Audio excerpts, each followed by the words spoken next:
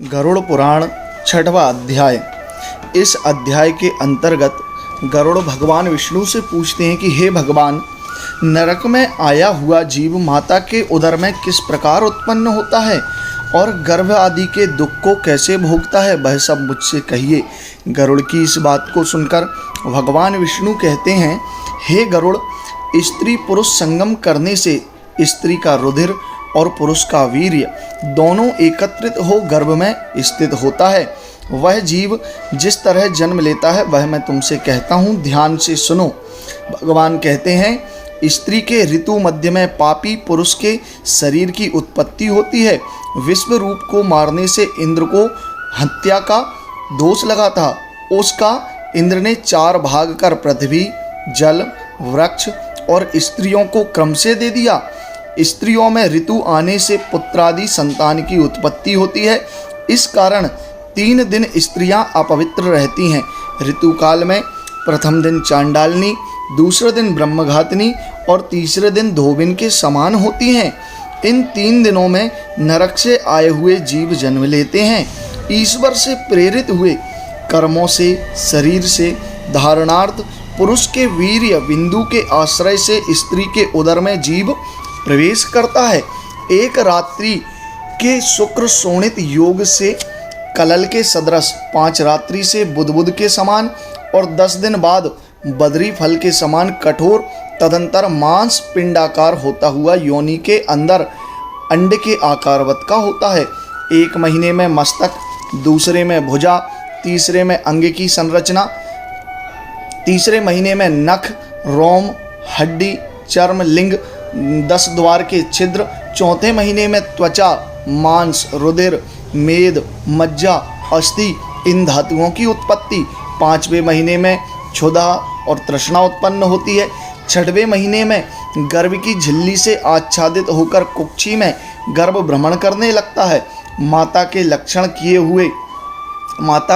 भक्षण किए हुए अन्न पान आदि से बढ़ता हुआ गर्भ का जीव विष्टा मूत्र आदि का स्थान तथा जहाँ अनेक जीवों की उत्पत्ति होती है ऐसे उदर में शयन करता है। वहाँ कृमि जीवों के काटने से उसके सब अंग कष्ट पाते हैं। वह बारंबार मूर्छित होता है। माता जो कड़वा, तीखा, लवण युक्त, रूखा, कसेला आदि भोजन करती है, उसके स्पर्श होने से कोमल अंगों को बहुत कष्ट उत्पन्न होता है। फिर भीतर से तथा ऊपर आंत से वेष्टित रहता है। उस समय उसके पैर ऊपर और सिर नीचे रहता है। पीठ और ग्रीवा कुंडली के आकार की होती है। वह इधर उधर हिल नहीं सकता। जिस प्रकार से पिंजरे में बंद पक्षी रहता है वैसे ही वह माता के गर्भ में दुख को भोगता है। वहाँ भगवान की कृपा से अपने अनेक जन्मों के अनेक कर्मों का स्मरण करता हुआ लंबी सांस लेता मुख सुख को प्राप्त होता है। जहाँ जंतु 7 धातुओं से बंधा हुआ भयभीत होकर हाथ जोड़ ईश्वर की, जिस ईश्वर ने उदर में स्थापित किया है, स्तुति करने लगता है। 7वें महीने में ज्ञान प्राप्ति होने से डर लगने लगता है। मैं इस गर्भ से बाहर जाऊंगा तब ईश्वर को भूल जाऊंगा। ऐसे व्यापार से कंपायमान हो उदर के ही इधर उधर घूमता, एक जगह स्थिर नहीं रहता। जैसे विष्टा में पैदा हुए जीव 7वें महीने में अत्यंत दुख से वैराग्य युक्त हो जीव ईश्वर की स्तुति करता हुआ कहता है, मैं लक्ष्मी के पति, जगदाधार, अशुभ का नाश करने वाले, शरणागतों का पालन करने वाले विष्णु की शरण में जाता हूँ। हे भगवान, तुम्हारी माया से मोहित देहादि में तथा पुत्र कलत्रादि में इसका और यह मेरा ऐसा अभिमान जन्म मरण को प्राप्त होता हूँ। मैंने कुटुंब के लिए शुभाशुभ कर्म किए, वे लोग तो खा पीकर चले गए, मैं अकेला दुख भोग रहा हूँ। हे भगवान, इस योनि से पृथक हो तुम्हारे चरणों का स्मरण कर फिर ऐसे उपाय करूँगा जिससे मुक्ति को प्राप्त हो सकूँ। महादुखी मैं विष्टा तथा मूत्र के कूप में हूँ और जठराग्नि से दग्ध इस उदर से पृथक होने की इच्छा रखता हूँ। ऐसे मुझको हे भगवान बाहर कब निकालोगे? इस प्रकार जीव सोचता हुआ भगवान से प्रार्थना करता है। दीनों पर दया करने वाले जिन ईश्वर ने मुझको यह ज्ञान दिया है उन ईश्वर की मैं शरण में जाता हूँ, इसलिए मेरा पुनः जन्म मरण होना उचित नहीं है।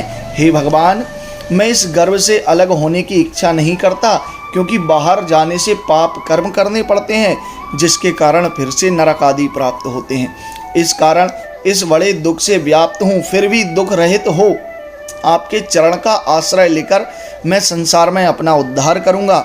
भगवान कहते हैं, हे गरुड़, इस प्रकार की बुद्धि वाले स्तुति करते हुए 10 मास के ऋषि कल्प उस जीव को प्रसूति वायु प्रसव के लिए तुरंत नीचे की ओर ढकेलता है। इस प्रकार प्रसूति मार्ग से होता हुआ प्रसूति वायु के वेग से सहसा नीचे गिरा या गया वह जीव अत्यंत कठिनाई से बाहर निकलता है। उस समय वह श्वास भी नहीं ले पाता और उसकी स्मृति भी नष्ट हो जाती है। गर्भ से अलग विष्टा मूत्र में स्थित जीव विष्टा के कीड़े की तरह चेष्टा करता है। ज्ञान रहित हो जाने के कारण से वह रोता है। उसको सब संसार स्थित प्राणी कहते हैं। बालक उत्पन्न हुआ है। जिस प्रकार बुद्धि गर्भ में, रोग आदि में, शमशान में, पुराण आदि सुनने में रहती है, वैसी बुद्धि सदा रहे वह बंधन से कौन नहीं छूट सकता है। जिस समय यह जीव कर्म भोग के अनंतर गर्भ से बाहर होता है, उस समय विष्णु की माया से वह मोहित हो जाता है। माया से मोहित तथा विवश हो वह कुछ भी नहीं बोल पाता और बाल्यावस्था के दुख भी पराधीन होकर भोगता है।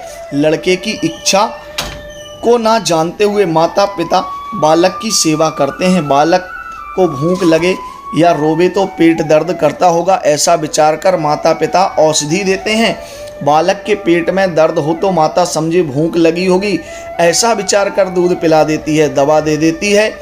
पर अज्ञानवश अनेक कर्म बालक के लिए उल्टे होते हैं, फिर भी वह बोलने की शक्ति नहीं रखता है। माता जिसमें खटमल आदि अनेक जीव हैं, ऐसी खटिया पर बालक को सुला देती है, जिससे बालक दुख पाता है, परंतु उठने में समर्थ नहीं है और अपने अंगों को खुजला भी नहीं सकता। मच्छर, खटमल इत्यादि सब उस बालक के कोमल शरीर को काटते हैं, जिससे बालक ज्ञान रहित होकर रोता हुआ अनेक दुख भोगता है। इस प्रकार 5 वर्ष तक बाल्यावस्था के दुख को भोग पौगंड अवस्था में विद्या अध्ययन करते समय दुख भोगता है। तदंतर युवा अवस्था के भी दुख को भोगता है। अनेक तरह के व्यसन में लगा रहता है। फिर नीच पुरुषों का संग करता है और शास्त्र तथा सत्पुरुषों से द्वेष करता हुआ काम लंपट हो जाता है। ईश्वर की माया रूपी स्त्री को देख उसके हाव भाव से परावश हो उस स्त्री से ठगा कर मोह में उसी प्रकार गिरता है जैसे पतंगा अग्नि में गिर जाता है। मृग, हस्ती, पतंग, भ्रमर और मीन, ये पांचों क्रमशः इंद्रियों के एक एक विषय हैं। स्पर्श, रूप, गंध, रस में आसक्त होने के कारण मारे जाते हैं। फिर ऐसा अविवेकी मनुष्य जो पांचों इंद्रियों से विषय सेवन कर रहा है, वह भला क्यों नहीं मारा जाएगा।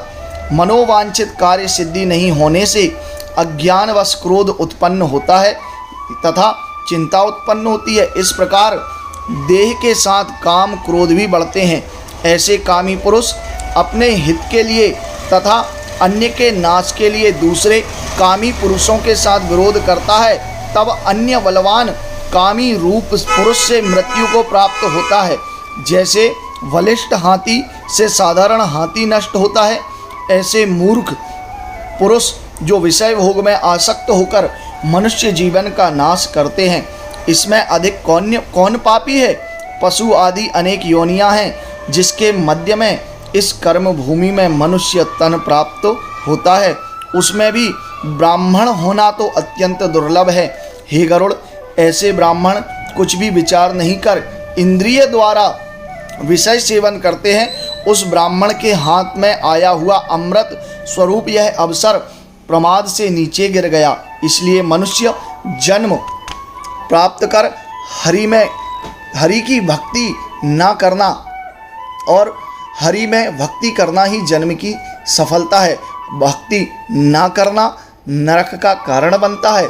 जीव युवावस्था में भोगों का सेवन कर वृद्धावस्था में अनेक महाव्याधियों से व्याकुल हो बड़ा दुखित होता हुआ मृत्यु के वशीभूत होकर पुनः नरक में गिरता है। नरक में जाना तथा मृत्युलोक में आना, ऐसे कर्म पास में बंधे हुए पापी को किसी समय भी वैराग्य की प्राप्ति नहीं होती है, क्योंकि ईश्वर की माया से वे मोहित हैं। हे गरुड़, इस संसार में अंत्येष्टि आदि क्रिया जिनकी नहीं हुई, ऐसे पापियों की नरक में होने वाली दुर्गति मैंने तुम्हें बताई। अब तुम्हारी क्या सुनने की इच्छा है? इति श्री गरुड़ पुराणे सारोद्धारे पाप जन्मादि दुख निरूपणम नाम षष्ठो अध्याय।